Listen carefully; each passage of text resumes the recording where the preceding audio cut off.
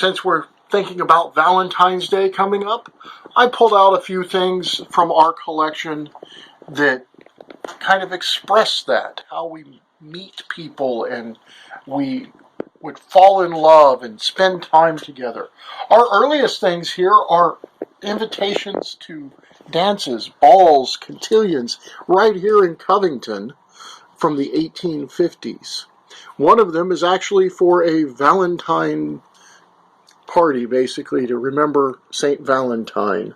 In the 1850s and 60s, the middle of the 19th century, it was a lot more chaperoned and regulated how one met people and fell in love.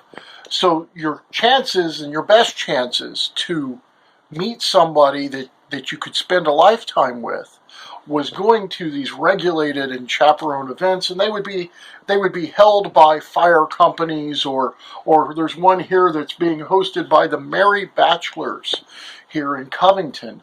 So that was a way to meet a potential love interest that you could spend a lifetime with. And that was the goal in the 19th century, is to get married and to have kids and to spend a life with someone. We go from that to say the 1920s, when things had changed a lot from the 1850s to the 1920s.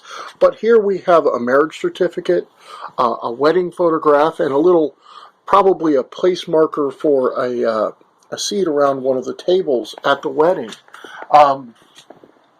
All this time, though, once you found those people that someday you might marry, you would probably start corresponding with them in letters.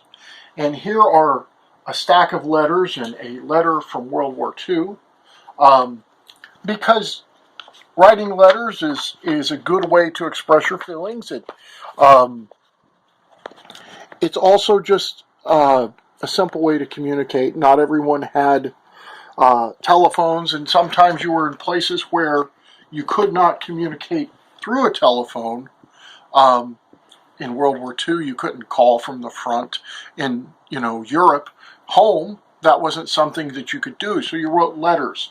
And the early phones, they were a way that we could communicate more instantaneously, especially in shorter distances. Longer distances was different.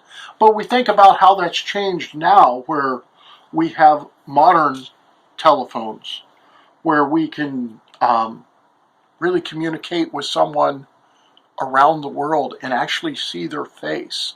So it's interesting to me to see how romance has changed in the last 170 or so years, and there's examples of that right here.